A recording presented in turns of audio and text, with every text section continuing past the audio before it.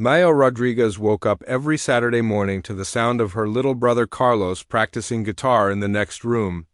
The walls in their small apartment were thin, and Carlos always forgot that other people might want to sleep past 7 on weekends, but Maya didn't mind. Music in the morning meant the day was starting right.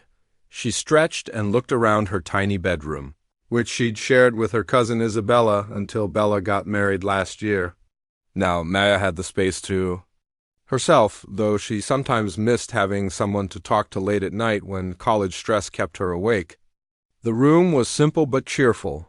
Posters of famous singers on the walls, a small bookshelf overflowing with music theory textbooks, and her grandmother's old jewelry box that still played Cielito Lindo when you opened the lid. Maya had 19 years of life behind her, but sometimes she felt much older. When your family depends on you, you grow up fast. "Mia, breakfast!" her mother Carmen called from the kitchen. Carmen Rodriguez worked 2 jobs, cleaning offices at night and helping at a daycare during the week, but she still managed to make breakfast for her kids every Saturday morning. It was usually just eggs and toast, but she made it with love, which Maya believed was the most important ingredient. Maya pulled on her work clothes, faded jeans that were soft from too many washings and a comfortable t-shirt that could handle soap and water. Saturdays meant working at Uncle Ray's car wash, which wasn't exactly glamorous, but it paid for gas money and help with groceries. Plus, Uncle Ray was family, and family looked out for each other. The Rodriguez family had been in this neighborhood for 3 generations. Maya's great-grandparents came from Mexico in the 1940s. Looking for work and a better life for their children, they found both, though it wasn't easy. Maya's grandmother Rosa used to tell stories about those early days when the whole family lived in a 2-room apartment and everyone worked whatever jobs they could find. "We were poor in money but rich in music," Abuela Rosa would say. "Music doesn't cost anything, but it gives you everything." Abuela Rosa was the one who taught Maya to sing.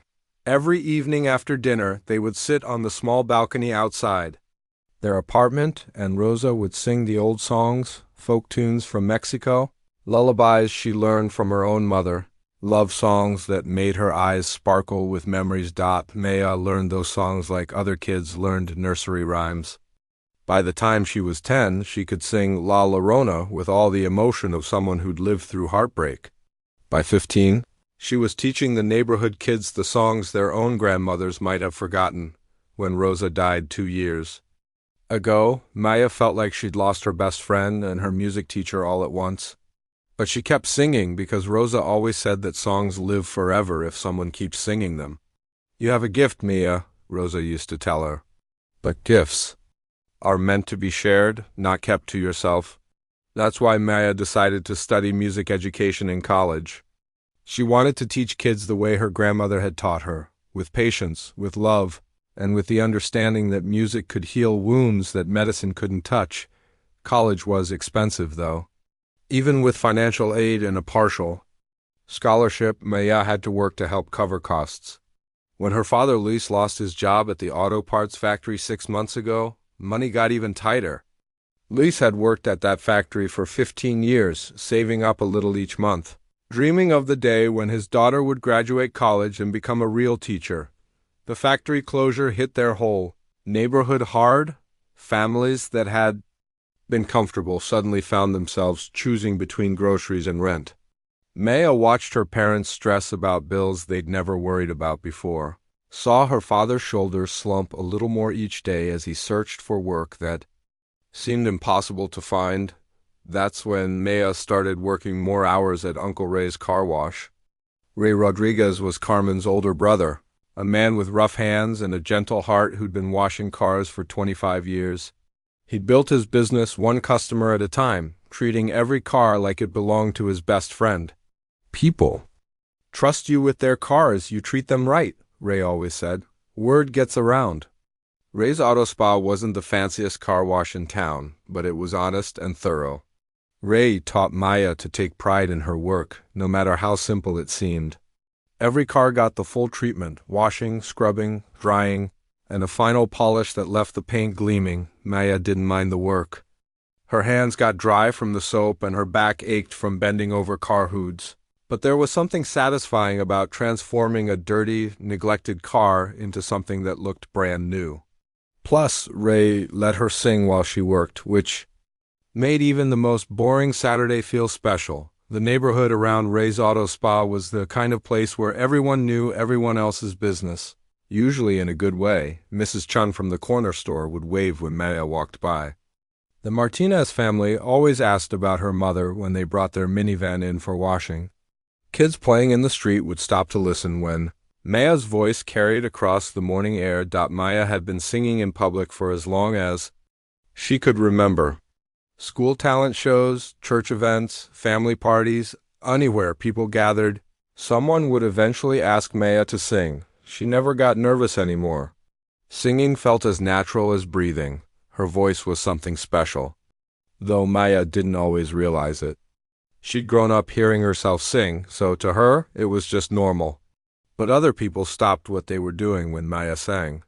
Conversations paused. Work slowed down. Even crying babies seemed to quiet down to listen. Maya's music theory professor, Dr. Williams, had pulled her aside after class a few weeks ago to talk about her voice. "You have natural vibrato that most singers spend years trying to develop," he'd said, "and your pitch control is remarkable. Have you considered performance instead of education?" Maya had thanked him politely, but she wasn't interested in being a performer. She wanted to teach, to pass on the gift her grandmother had given her. She imagined having her own classroom someday, filled with kids who thought they couldn't sing, and showing them that everyone had music inside them somewhere. Money was tight, but Maya's dreams were big. She studied hard during the week, worked weekends at the car wash, and tutored younger kids for extra cash. Every dollar went toward tuition or family expenses, but Maya didn't feel sorry for herself. She knew she was lucky to have a chance at college at all. Some mornings at the car wash, when the early sun was just warming the pavement and the neighborhood was starting to wake up, Maya felt like she was exactly where she was supposed to be. The smell of soap and clean water, the satisfaction of hard work, the freedom to sing whatever songs moved her, it all felt right somehow. Maya had no idea that her simple Saturday morning routine was about to change everything. She had no way of knowing that a man driving through the neighborhood was carrying grief so heavy it had nearly crushed him. She couldn't have imagined that her voice, floating through the morning air, would reach someone who desperately needed to hear exactly the song she was singing. All Maya knew was that it was Saturday morning. She had work to do, and the day felt perfect for singing. So she pulled her hair back in a ponytail, grabbed her sponge and bucket, and got ready to make some cars shine while she filled the air with the music her grandmother had left in her heart. Thomas Chen never thought money would feel so empty. At 67, he had everything most people dreamed of. His tech company had made him rich beyond imagination. $200 million sat in his bank accounts, but none of it could bring back what mattered most. He started his business 30 years ago in a tiny garage, just like all those famous stories you hear about. Back then, he was hungry, desperate, and willing to work 20-hour days. His wife, Helen, used to bring him coffee at midnight when she found him still hunched over his computer, debugging code that would eventually become the foundation of his empire. Helen, even thinking her name made his chest tight. They met in college when Thomas was a struggling computer science student and Helen was studying to become a nurse. She was the kind of person who noticed when the quiet kid in the corner hadn't eaten lunch. Helen would slide her apple across the table to him with a smile that made him forget about being poor, about his secondhand clothes, about feeling like he didn't belong. "You're going to change the world someday," she used to tell him when he doubted himself. "I can see it in your eyes." She was right, in a way. His software helped millions of businesses run more efficiently. He created thousands of jobs. Tech magazines called him a visionary. But sitting alone in his massive house now, Thomas wondered what the point of changing the world was if the person who believed in you wasn't there to see it. Helen never cared about the money. When his first big contract came through and he wanted to buy her a diamond necklace, she asked him to donate the money to the children's hospital instead. When they could finally afford a mansion, she chose a modest house because she said big empty rooms made her feel lonely. She was happiest in their tiny kitchen, humming old songs while she cooked. Usually something her foster mother had taught her years ago. Helen grew up in the system, bouncing between homes until she landed with Maria Gonzalez when she was 14. Maria was a woman who spoke more Spanish than English, but somehow taught Helen more about love than anyone ever had. Those were the songs Helen hummed, old Mexican lullabies and folk tunes that Maria sang while braiding Helen's hair or teaching her to make tamales. The cancer came out of nowhere. One day, Helen was her usual self, volunteering at the animal shelter and planning their next vacation. The next day, she was in a hospital bed, looking smaller than Thomas had ever seen her. "It's aggressive," the doctor said, using that careful tone doctors learn in medical school. "We'll fight it, but you need to be prepared." They fought for 2 years. Thomas threw his money at the best doctors, the most expensive treatments, experimental therapies that cost more than most people's houses. None of it mattered. The cancer was stronger than his bank account. During those final months, Helen lost her voice to the treatments. She couldn't hum her songs anymore. She would move her lips, and Thomas would hold her hand, trying to remember the melodies for her. Sometimes late at night, when the pain medication made her sleep fitfully, he would hear her trying to whisper the words to Las Mañanitas or Chalito Lindo, but only air came out. She died on a Tuesday morning in March. Thomas was holding her hand when she took her last breath, and the silence that followed was the loudest thing he'd ever heard. The funeral was huge. Business partners, employees, politicians, everyone came to pay their respects to the wife of Thomas Chun.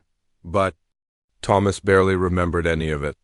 He moved through those days like he was underwater, nodding when people spoke to him, accepting condolences that meant nothing after everyone left. After the flowers died and the casseroles from neighbors ran out, Thomas found himself alone in a way he'd never experienced. The house felt enormous. Every room held memories that hurt to look at. Helen's coffee mug still sat in the sink where she'd left it that last morning before they went to the hospital. Her reading glasses were on the nightstand next to a book she'd never finish. His friends tried to help. His business partner invited him to dinners, to golf games, to charity events. Thomas went to a few, but sitting at tables full of people talking about stock prices and vacation homes made him feel even more isolated. These people knew Thomas Chun, the businessman, the millionaire, the success story. They didn't know the man who used to dance with his wife in their kitchen while she sang off-key. Work became his escape for a while. He threw himself into new projects, staying late at the office, traveling to conferences. But even that felt hollow. Every achievement, every milestone, every congratulatory email just reminded him that Helen wasn't there to share it with him. The only person left in his life who really mattered was his mother, Linda. She was 82 and living in Sunset Manor, a nice assisted living facility about 40 minutes from his house. Alzheimer's was slowly stealing her memories, but she still had good days when she remembered him clearly. Every Saturday, Thomas made the drive to see her. It was the one routine that kept him grounded, the one appointment he never missed. Sometimes she knew who he was immediately, calling him Tommy like she did when he was little. Other times, she looked at him like a stranger and asked when her son was coming to visit. The drive to Sunset Manor took him through neighborhoods he'd never paid attention to before. Working-class areas with small houses, corner stores, and businesses that had been there for decades. He'd driven this route every week for 6 months now, but he'd never really seen it. His mind was always somewhere else, replaying conversations with Helen, worrying about his mother, or just trying to get through another day. These Saturday visits were often the only real conversations Thomas had all week. His mother would tell him stories about his childhood, sometimes mixing up decades or forgetting which story belonged to which year. But she still remembered Helen clearly, asking about her every single visit. "When is Helen coming to see me?" She'd asked. Thomas never had the heart to remind her that Helen was gone. Instead, he'd say, "She's busy today, Mom, but she sends her love." The lie felt necessary. His mother had loved Helen like a daughter, and watching the confusion and sadness in her eyes when she occasionally remembered the truth was too painful for both of them. On this particular Saturday, the 6-month anniversary of Helen's death, Thomas felt heavier than usual. The grief came in waves, and today it felt like drowning. He'd woken up to Helen's favorite morning show playing on the radio, a cruel reminder that he'd forgotten to change the alarm settings. Her coffee cup was still in the sink because he couldn't bring himself to wash it. As he drove toward Sunset Manor, Thomas felt the familiar weight of loneliness settling over him like a blanket. Another Saturday, another visit, another week of going through the motions of living without really feeling alive. He had no idea that everything was about to change because of a song floating through the air at a neighborhood car wash. Thomas gripped the steering wheel tighter as he drove through the familiar streets toward Sunset Manor. Today felt different. Heavier? 6 months? It had been exactly 6 months since Helen left him, and the anniversary sat on his chest like a stone. He'd barely slept the night before. Every time he closed his eyes, he saw Helen's face from that last morning. She'd been so weak, but she still tried to smile when he brought her coffee to the hospital bed. "Play me something beautiful when I'm gone," she'd whispered, her voice barely a breath. Music makes everything better. Now the radio in his car was off. Thomas couldn't handle hearing songs that might remind him of her. The silence was safer, even if it felt suffocating. The morning sun cast long shadows across the neighborhood as he drove down Maple Street. This area always reminded him of where he grew up. Working families trying to make ends meet, small businesses that had been here for generations, kids playing in front yards that were more dirt than grass.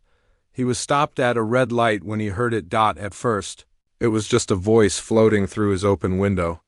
Someone singing in Spanish, the melody drifting from somewhere nearby.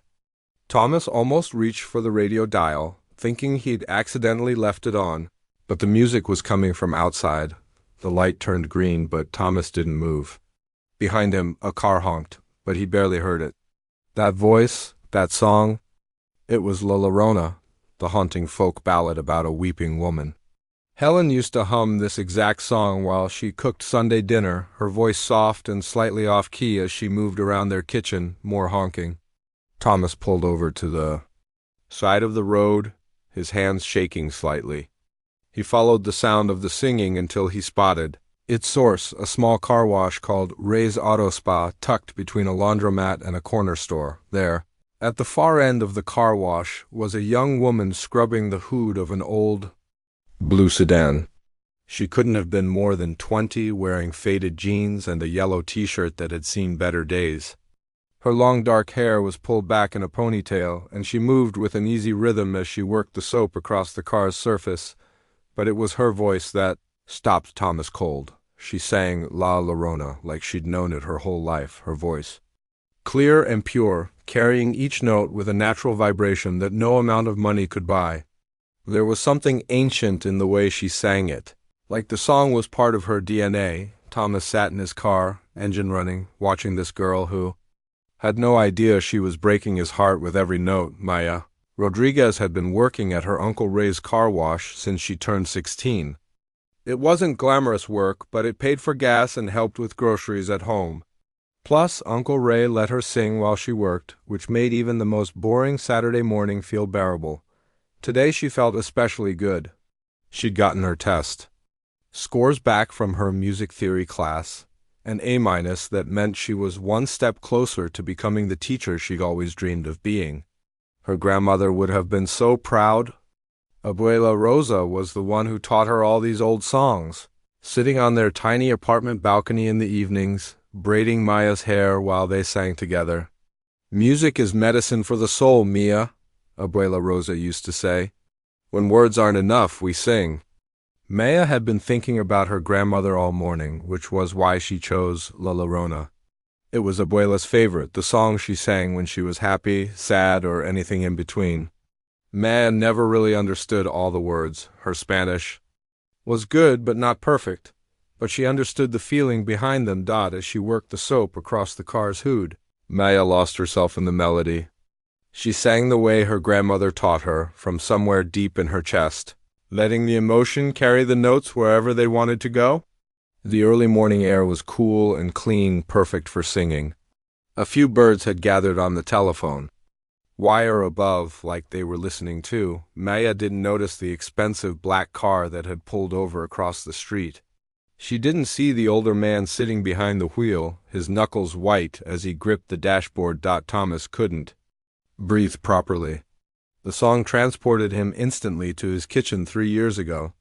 Helen standing at the stove, stirring something that smelled like heaven, humming this exact melody while sunlight streamed through their yellow curtains. She'd learned it from Maria, her foster mother, and it always made her happy in a way that was hard to explain. It's about love and loss, Helen had told him once when he asked what the song meant. But also about hope. The woman in the song is crying, but she's still singing. There's something beautiful about that. Helen was always finding beauty in sadness, hope and heartbreak. It was one of the things Thomas loved most about her. Now, listening to this young stranger sing Helen's song, Thomas felt something crack open inside his chest. All the grief he'd been holding back, all the tears he'd been too proud or too afraid to shed, came rushing to the surface like water breaking through a dam. His vision blurred. His breath came in short, sharp gasps. 6 months of trying to be strong, 6 months of pushing through each day like everything was normal. 6 months of pretending he was okay. It all collapsed in the space between one note and the next. Maya reached the chorus, her voice rising and falling with the ancient melody. She had no idea that across the street, a millionaire was crying for the first time since his wife's funeral. Thomas pressed his hands against his face, but the tears came anyway. They came for Helen, for the song she'd never sing again, for the morning coffee conversations they'd never have, for the future they planned but would never live. They came for his mother, slowly forgetting the world around her. They came for himself, for the loneliness that felt bigger than his enormous house. But strangest of all, mixed in with the sadness was something else.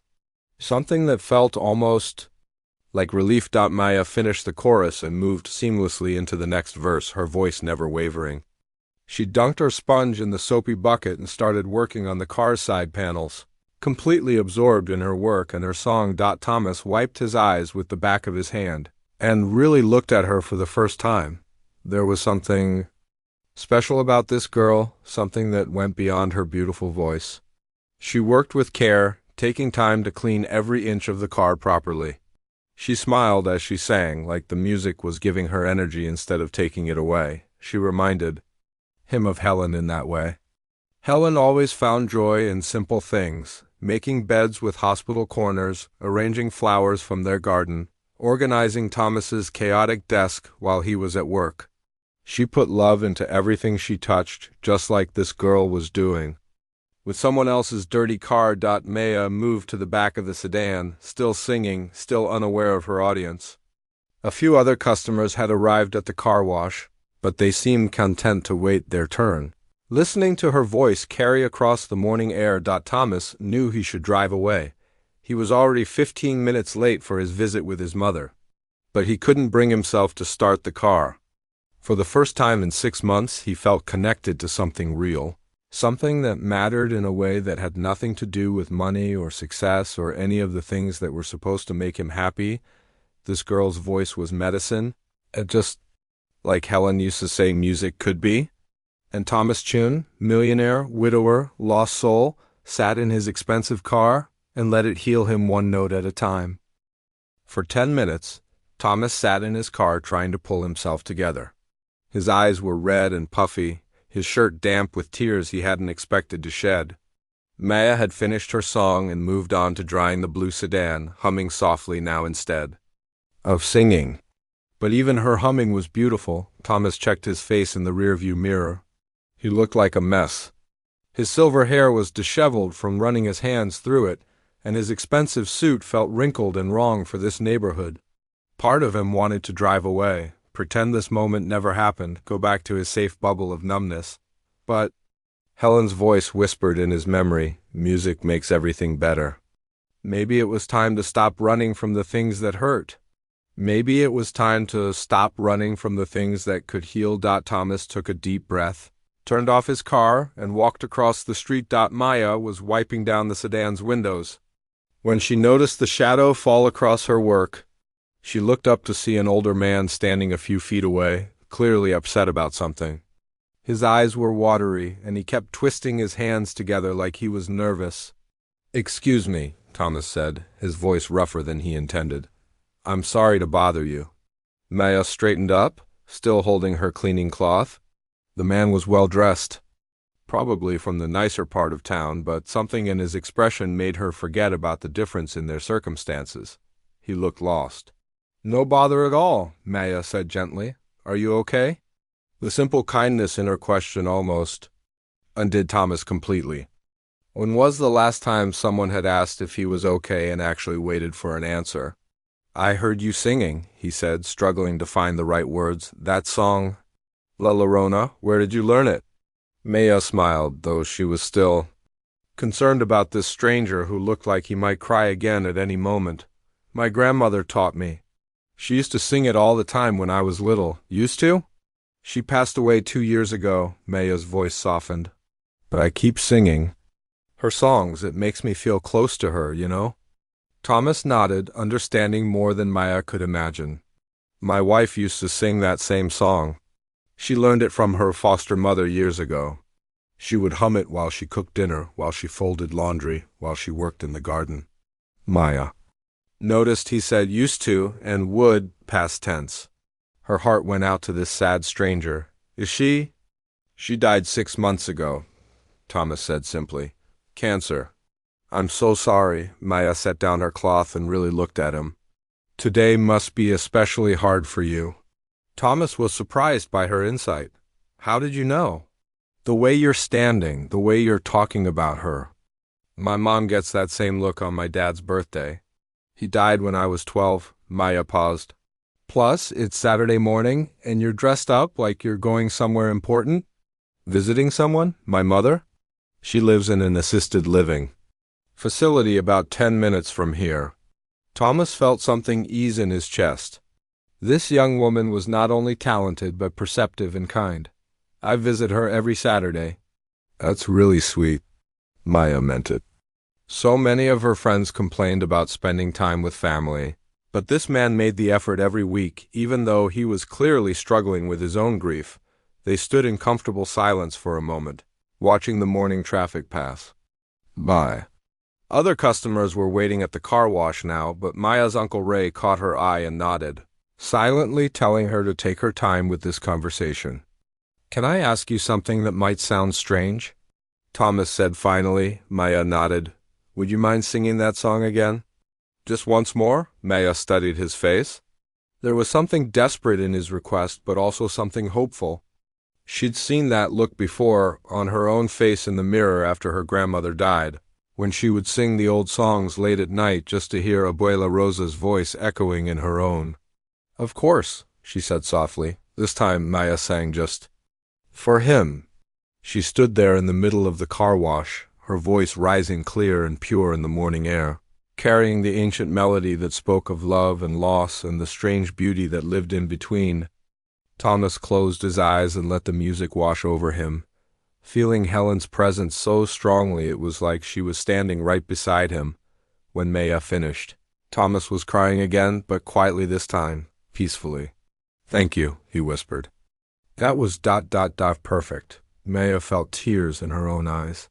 "Music is powerful, isn't it? My grandmother always said it was medicine for the soul." Helen said something similar. Thomas smiled for the first time in months. "She would have liked you." They talked for the next hour. Maya learned that Thomas was a successful businessman, though he never mentioned exactly how successful. Thomas learned that Maya was studying to become a music teacher, working at the car wash to help pay for college while supporting her mother and younger brother at home. "My mom works 2 jobs, but it's still not enough," Maya explained without a trace of self-pity. "College is expensive, but it's worth it. I want to teach kids that music can change their lives, the way it changed mine." Thomas was amazed by her determination. Here was a young woman facing real financial struggles, working a physically demanding job on weekends, Yet she radiated the kind of contentment that Thomas had been chasing with his millions for years. "What's your favorite thing about teaching music?"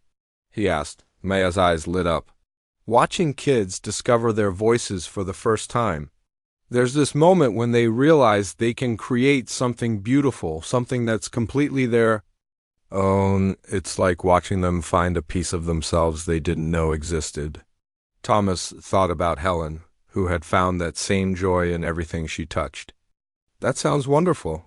What about you? What do you do?" "I run a technology company," Thomas said simply. "We help businesses manage their operations more efficiently. Do you enjoy it?" The question caught Thomas off guard. No one had asked him that in years. People asked about profits, about market share, about expansion plans. "But joy? I used to," he said honestly. "Lately, it just feels like going through the motions." Maya nodded like she understood. "My grandmother used to say that work without heart is just surviving, not living." They were interrupted by Maya's Uncle Ray, who approached with a gentle smile. "Mia, I hate to break this up, but we have customers waiting." "Of course," Maya turned back to Thomas. "I should get back to work." Thomas nodded, but he wasn't ready for this conversation to end. This young woman had given him something he'd been desperately missing: hope. "Maya," he said, then realized he'd never actually introduced himself. "I'm Thomas, by the way." "Nice to meet you, Thomas. I was wondering, would you consider doing something that might sound a bit unusual?" Maya waited. "My mother, Linda, she has Alzheimer's. Music is one of the few things that still reaches her. Would you be willing to come with me sometime and sing for her? I could pay you for your time." Maya's expression softened. "You don't need to pay me. If music can help your mother, I'd be honored to sing for her." Thomas felt something crack open in his chest again, but this time it wasn't grief. It was gratitude, overwhelming and unexpected. "Really?" "Really. My grandmother always said music was meant to be shared, especially with people who need it most." As Thomas walked back to his car, he felt lighter than he had in months. He had somewhere to be. His mother was waiting, but for the first time since Helen's death, he was looking forward to next Saturday. The following Saturday, Thomas felt nervous as he helped his mother out of the car. Linda Chun moved slowly these days, her steps careful and deliberate.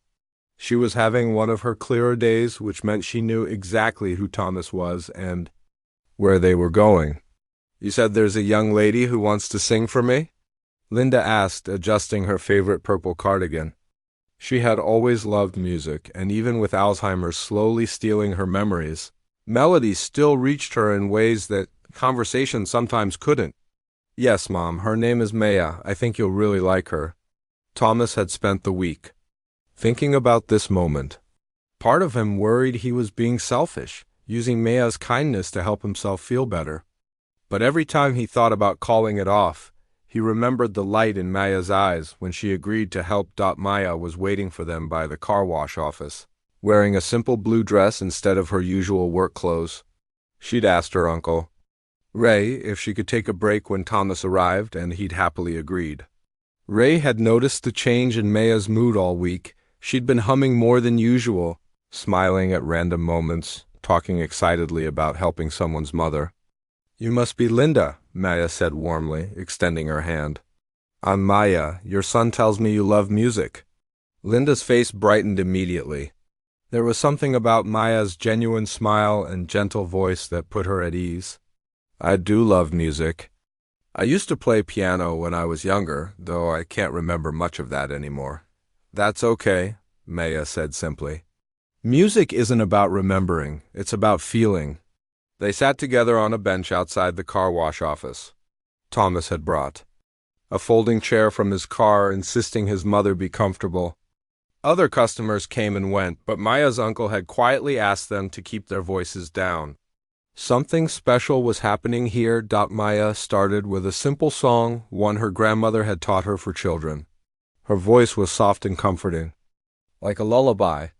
Linda's eyes closed as she listened, and Thomas watched his mother's face relax in a way he hadn't seen in months. "That was beautiful, dear," Linda said when Maya finished. "Do you know any Mexican songs?" I had a neighbor when Thomas was little who used to sing the most lovely songs while she hung laundry. Maya's eyes lit up. I know several. Would you like to hear one? She sang Shelito Lindo, the same song Helen used to hum when she was happy. But instead of bringing Thomas pain, hearing it now felt like a gift. His mother swayed gently to the music, and for those few minutes, the confusion and frustration that usually clouded her face disappeared completely. Again, Linda whispered when Maya finished. Please, sing it again. Maya sang it 3 more times, and Linda tried to hum along. Her voice was shaky and sometimes off-key, but she remembered more words than anyone expected. Thomas felt tears on his cheeks, but they were different tears than the ones he'd cried the week before. These were tears of gratitude. After an hour, Linda was getting tired, but she didn't want to leave. Will you sing for me again next week? She asked Maya, holding the young woman's hands in her own. Every week, Maya promised. For as long as you'd like. That promise became the anchor of all their lives. Every Saturday at 10 in the morning, Thomas would arrive at the car wash with his mother. Maya would take her break, and they would sit together while she sang.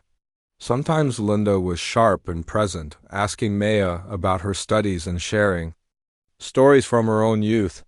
Other times, the fog was heavier, and she would stare blankly while Maya's voice washed over her like a gentle tide. But even on the bad days, music reached her. Her foot would tap to familiar rhythms. Her fingers would move like she was playing piano. Sometimes she would cry without knowing why, just feeling the emotion in Maya's voice. Thomas found himself looking forward to Saturdays in a way he hadn't expected. Watching Maya sing for his mother became the highlight of his week. Maya never seemed rushed or impatient, never acted like this was a chore. She brought new songs to try, asked Linda about her favorite memories, and somehow always knew exactly what was needed. One rainy Saturday in November, Maya seemed different. She was still warm and caring with Linda, but Thomas noticed she looked tired, stressed about something. After his mother fell asleep in her chair, lulled by a gentle ballad, Thomas asked if everything was okay. Just school stuff, Maya said, not wanting to burden him with her problems. Nothing I can't handle. But Thomas could see it was more than that. Over the weeks, he'd learned to read Maya's expressions. This wasn't just stress about exams or assignments. This was the look of someone carrying weight that was too heavy. Maya, he said gently, what's really wrong? She hesitated, then sighed. They raised tuition again for next semester. I'm trying to figure out how to make the numbers work. I might have to drop out for a year, save up more money. Thomas felt something twist in his chest. The idea of Maya giving up her dreams because of money was unbearable. Here was someone with more natural talent and genuine calling than most people ever found, and she might have to quit because of numbers on a bill.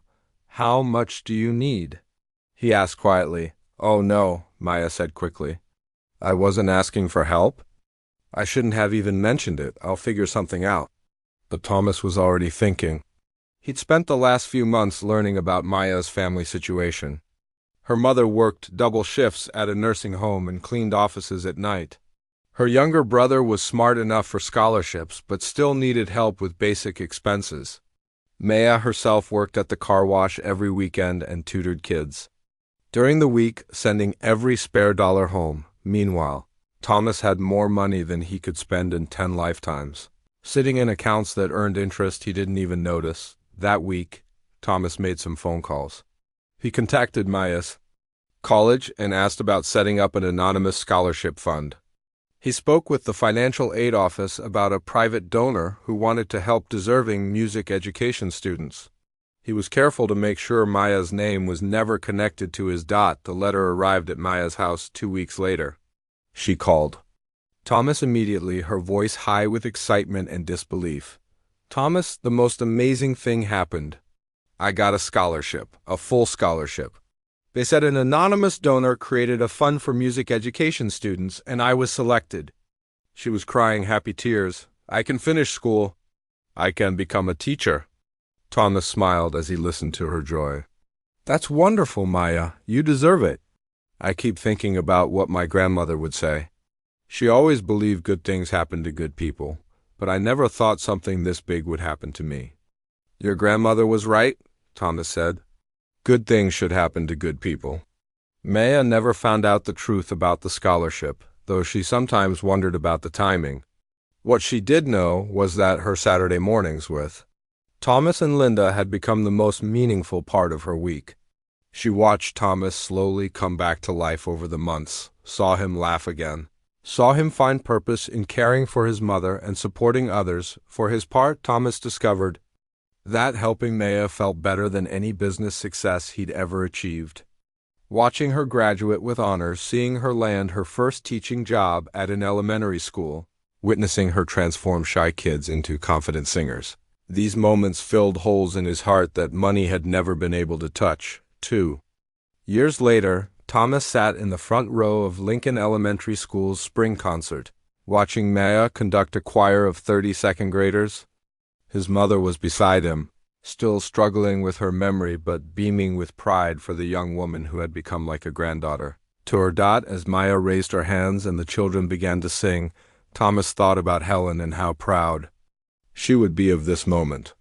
Not because of the money he'd spent or the success he'd achieved, but because he'd learned what Helen always knew, that the best parts of life couldn't be bought.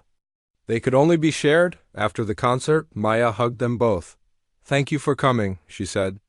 "It means everything to have you here." "Thank you," Thomas replied, "for teaching me how to live again." And in that moment, surrounded by the sound of children's laughter and his mother's smile, Thomas Chen finally understood what real wealth looked like.